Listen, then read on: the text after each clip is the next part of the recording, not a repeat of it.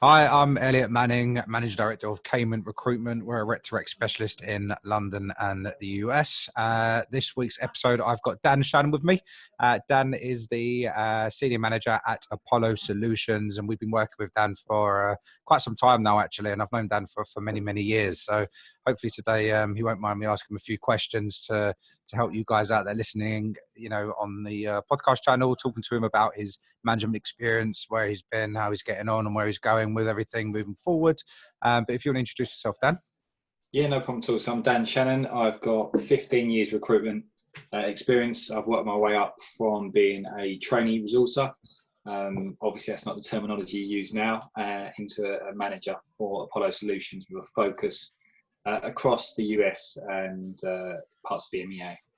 Amazing, mate. So tell me, Dan, how's everything been over the whole COVID situation for you guys? How are you getting on with it all? Do you know what? I think for us, it hit us at a bad time in a lot of respects. We was a few people down. We were looking to kind of realign what we did as a business. So actually, the first few weeks was tricky. It was tough for all of us. But what it's now made us do is to kind of take a step back to move forward. And now we're starting to see the fruits of our labour for that. Yeah. I think a lot of businesses have done the same, and I think that's the best way to look at it. A lot of firms have been able to take that step back, look at everything as a bigger picture, as a businesses as well, and where they're going in all aspects, and then move forward with everything. But how have you seen it in terms of your position with people that are working and reporting to you? How have you managed that with them, and on top of that, managing your own desk potentially, your clients, the business as a whole, and how's that worked for you? Yeah, so I think that's always been a tricky one, because there's always been a lack of trust in recruitment and other businesses in a lot of respects. We've been forced to do this now, to work from home, to have this, I suppose, this element of trust that you can do the job. And in fairness, everyone's productivity, everyone's output in terms of phone times, just generally what they're doing has increased. So it goes to show that maybe because everyone's backs against the walls, that could be a reason why. But I definitely think it's allowed me to be a bit more relaxed in the way I approach the staff and what I do with them. So we just have kind of daily catch-ups, but have a weekly and a monthly setup. So what do you want to try and achieve? What are we trying to get to here? What do we need to do as a business? And just make sure they're clear on that. And have regular, fundamentally, you're probably easier to contact now than what you was in the office. So just doing a Zoom call, text, whatever, WhatsApp, it just makes life a lot easier. And we also use an app that you can actually communicate on, like a SMN type thing. So that's been easy and useful. Do you find the management aspect a lot different nowadays with the whole working from home and remote working as opposed to being back in office? Have you had to implement different things to make it work and to help you sort of keep on top of everything going on? I wouldn't say implement anything new, but you just have to kind of adapt with what's going on. You obviously can't necessarily see people face to face, where you can now. And we have tried a couple of days back in the office as well, which has been good. But I think because the first few weeks was tricky for everyone, it was all of us acclimatizing to what is going to happen for the next few months. After that period, it's been fine. We've just done the regular, and it's probably given us all more structure as a collective. So as I say, take a step back, see what we've got, and then we can move forward. And it's been beneficial. So where were you before? Tell me a little bit about your journey to where you are now. You have, I've probably known you for 15 or so years technically, because of where you used to work, and that was when you was in your first recruitment job, I think it was, right? Yeah, that's right. So as you mentioned, we know each other because we used to rent the office off your dad, if I'm correct. So that's how we know each other. So a long time now. And that was great grounding for me. I was, I suppose, at that age, I was about 20, 21. I was a little bit lost in what I wanted to do. Someone offered me a job to teach me recruitment, and I haven't looked back since. Don't get me wrong, it's not one of those jobs you go into and it's all easy breezy. There's ups and downs for sure, but when you ride things out, you learn so much about yourself, and the ups are brilliant. It gives you the ability to do what you want to do, and I've managed to now work my way up and actually buy a house in the same area just down the road from where that office was. So that's been really, really good and really fortunate. But just generally going through from there, and then trying to stint up London. I worked for Harvey Nash for a number of years, Coal IT, learned some great lessons off a number of people, and now I've ended up somewhere where I'm able to have a bit more of an input. on the business and where we're looking to go. And now that's really come to the forefront, and we can talk about that in terms of kind of where we're looking to go in the US. Yeah, definitely. So, how did you find the transition from, just recruiting for all those years and being in the, just to say, an individual contributor to, having to change it all up? Did you have training courses? Did you read books? Like, who taught you to get to that? Yeah, so we've had external trainers come in and help us from a management team lead perspective.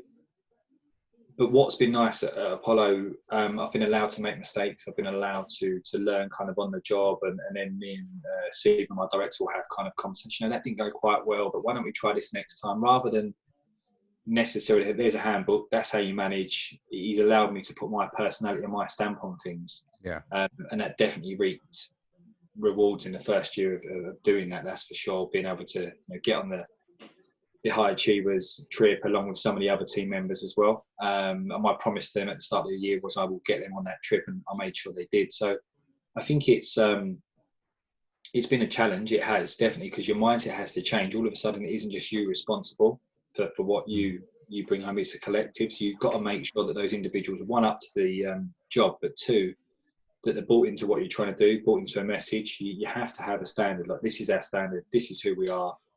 So before anyone interviews with me, I bring a sheet out and just go, look, this is what the whole team's agreed on. This is what we believe we are here. If that's what you like the sound of, then great. You can work, that will work. And that's how we kind of manage people. But if that's not how you want to be managed, or how you want to be accountable, shall we say, then that, we're not going to be that place for you. Yeah, I think that's great, because a lot of firms, and trust me, we know this, they go and interview, they'll do the 3 stages, their presentation, and, they get to a point of their start, and then a week later, they actually realize that this is the place that I've actually joined, and it was potentially a mistake. And, if you can avoid that, like you guys are doing in that instance, and trying to get around it, then ultimately, that saves everyone a lot of time, and creates a better opportunity for whoever's coming in. Yeah, we just made sure we went off site one day, and we just kind of asked everyone, look, what do you like? What don't you like? Not saying we're going to listen to all of it, because some of it could be ridiculous, but we'll take enough of it on board to then go, look, there's obviously a common theme here. We need to be listening to that, because, and also when we do the final stages, we would let the individuals in the team and other teams meet that person before they potentially come in. So again, if all of a sudden someone goes, there's a red flag there, I'm not happy about that person, then we won't hire them necessarily, if we think it's that strong. Because if someone's not happy about something, or the way they've been spoken to, or anything like that, it's then going to carry on if they did start. So we need to be cautious of that. Yeah. So you're saying that in your interview processes, that anyone comes into business, you get the team involved massively to make a decision. And I get depending on where that person's going to sit, get a team member into the actual final stage potentially, or at least the first or second. Spend some time with our marketing lady, who actually was on my team previously. She knows the job. She knows how I manage. It makes total sense. Also meet with our other team. We do audit, risk and compliance. We're fortunate enough, we're not a massive business that we can get away with doing that. We're 14, 15 people. So we don't, you haven't got the 50, 60, and you've got to go around and meet all the directors, and you'll meet all the management team, but you also meet the team members, which I think is really key, because there's nothing, it's all good and well being managed by me or someone else.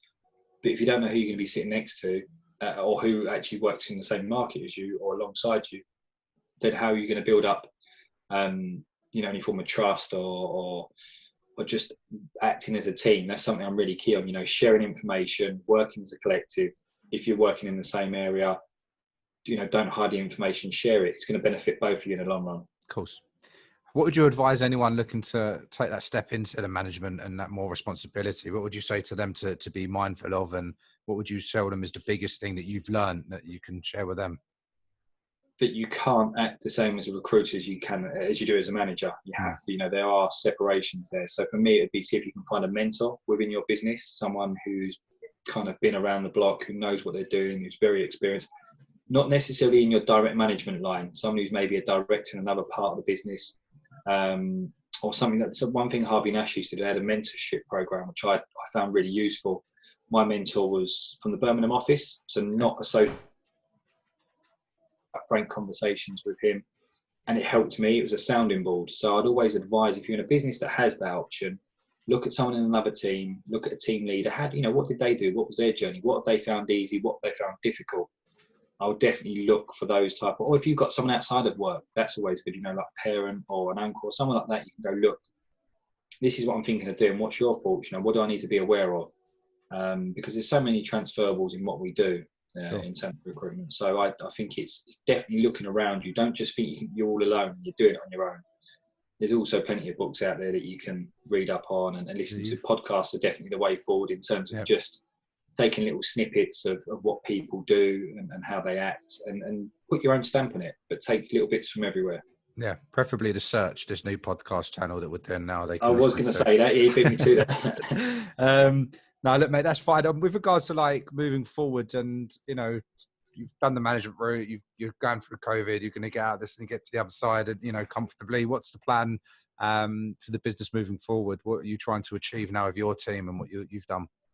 So it's definitely have a bit more of an imprint in the States. We're starting to. So my focus is to try and open that out for us as a collective. Yeah. We've been doing it since just before COVID, to be fair. So it was an interesting time, and what we did is we brokered off some of our relationships in Europe to then kind of start working over there. We've got a few clients already on the East and West Coast, so things are starting to pick up. We do have a sister company within our group that we can use their office in New York. So things are starting to go in that direction. That the plan is within the next couple of years to at least have a stamp on the East or West Coast, with the likelihood being the East Coast, just because we already have an opportunity to kind of dive in with one of the other group companies. And do you think you're going to look to hire out there? Are you looking to sort of just build that base properly first and build, hire where you are now? What's that looking like? I'd probably say we would hire with the view to then sending people out there. Do it in the UK first.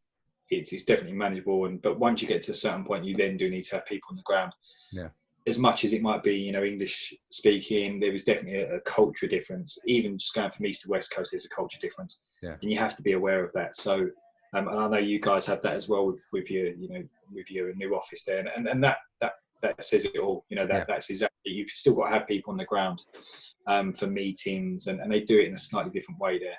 So yeah, I think the plan over the next 2 years is to have something in New York and go from there. With the focus is going to be networks, infrastructure, data and security, along with what we already do is the audit, risk and compliance. So we do that as well.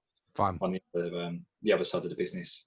And have you kind of thought to yourself in a point, how you're going to manage, what you do as a recruiter, your team and what they're recruiting for, and in the US and how that gets set up? Do you think that's going to be that's quite a big challenge, isn't it? It's a massive challenge, yeah. But I think eventually what will happen, I will hopefully, if we get to that point, I'll be able to go over there, kind of every now and again to see the team. There'd be a team leader there anyway. So there wouldn't really necessarily be. So that would hopefully be someone who's proven themselves here and go, do you know what? It's a great opportunity for you. You can go and head up our operations in New York. We're only half a day away from them in terms of by the time they start, we're in our afternoon. So time zone isn't a massive problem. And they would also have help from our other businesses that are over there. Okay.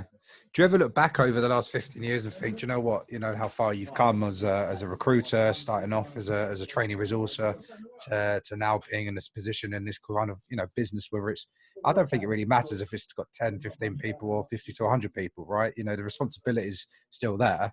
And the mindset's exactly the same. But do you not look back and think now you're looking at a whole US sort of setup as well, and how much there's been so much progression, right? Yeah, what the good thing is about working in a slightly smaller firm is you can be so much more agile. You can move things fairly quickly. And with this hitting, when it did, we were looking for something, and it kind of gave us a bit of a kick to go, do you know what? Let's really put all our eggs over there, as well as our existing clients in Europe. And it's starting to pay off now. We're starting to get the client wins. We're starting to get the business coming from that part of the world. So it makes sense to keep going down that route, and I don't think that's going to stop anytime soon. What's made you stick with all this, recruitment for 15 years, in terms of to where you are now? What's been your mindset, to progress? Don't get me wrong, I've thought about leaving a few times in the past. It's not always been, but I think when you're able and capable of doing something, you still get the buzz off doing a deal and winning a new client. I've always tried to think, what other job could I do that would give me that buzz, or give me the life that I've got. You know, I just say I'm in a comfortable position, and it's because of this job. It's allowed me to be that way. Yeah. So I think it would be difficult for me to do something else. Not saying it won't happen, but I've done it for this long now, and I'm putting that much time into it. You know, the focus is definitely full steam ahead for the US. Yeah. So for anyone, again, that's thinking about joining recruitment, or is in recruitment, that's been in it for maybe a year and a half, they're thinking, do you know what, I can't do this anymore. What's the point? You know, I don't see the light at the end of the tunnel. I'm going to leave this industry. What would you tell them to, you know, because you've just expressed obviously the position that you're in currently, but is there any advice? It's not for everyone, that's for sure. You know, it's definitely not one size fits all in recruitment. So I think you have to ask yourself, what do you want? What you enjoy doing? What's your motivators? So, you know, a lot of the more junior people that we interview, the first thing they say is money. Yes, don't get me wrong, but if you do, for me, it's success. It's someone who, you know, I'm able to go up and you're in the first three every year in terms of your billings. You're able to win clients. You know, you get that praise. If you do all those things, the money's secondary. That will come. So for me, you have to look at what your drivers are. And if your drivers are, you want success, you want to be, you know, kind of held aloft of everyone and the people praising you, it's a job to stay in. But if none of those things interest you, then don't do it. Yeah. So what's the situation? I mean, you mentioned about the US. Have you got any growth plans or anything happening with the London team that you want to achieve? And yeah, we're still hiring in London. So our main focus areas in terms of geographics are going to be London, Netherlands, Germany, and the US. And we're still doing that from the UK. There isn't any immediate need to push people out to those locations. And also if you speak any of those languages, if you speak Dutch, Flemish, or German, that is a massive plus, because we're looking to expand those teams, and we have native speakers already in those locations. Okay, fine. So anyone listening in, anything in particular you want to kind of make sure that you're seeing, whether it's, you know, through us at Cayman or direct? I think just honesty. I think people being honest is a difficult thing, as we know. And I know you see this, is what you see a ton of CVs from prospective recruiters, just being honest about what you can bring. There is no point, because you're only going to get found out at some point. Just be honest. Yeah. This is what I can do. You're either going to be an account manager, delivery person, or 360, and be proud about what you've done. It doesn't matter. You know, if you fill 50 roles for someone, then be proud of it. Tell us, explain what you've done, explain those roles. Don't be shy with it. And if you do 360, you should have the confidence to go, do you know what? I've got XYZ client. I know I can't touch them for a short while, but I'm confident I'm going to get some more. So I think it's just people just having that ability to be, look, this is who I am. This is what I'm about. And don't hide anything. That confidence. Yeah. And that straightforward conversation. Yeah. I suppose, the likelihood is me or Seba or someone else in the business would know someone that's worked where they are, or know of someone, and it comes out pretty quickly. Yeah, that's it about recruitment. Everyone knows someone somewhere, and yeah, it could become quite. Yeah, it is, and I know, we know that from our side of it. So, you know, there's no way of hiding anything, really, is there? So no. It always comes out in the woodwork at some point. But Dan, no, listen, mate, I really appreciate your time. No problem. I know you're really busy today and you've got to get off. But if anyone's got any questions, I'll put your LinkedIn account on the post so anyone can see and talk to you if they need anything or want anything. I'm sure if there's anyone out there that needs a mentor or wants some advice on books or whatever that you've used, you know, over the years to get to where you are, then I'll tell them to reach out to you directly, and hopefully we can help everyone out there that wants to get to where you are, definitely. But Dan, again, really appreciate it, and I'm sure I'll definitely speak to you soon. Lovely. Cheers, Elliot. Thank you. Have a good one. Take care, mate. Yeah. Bye. Bye.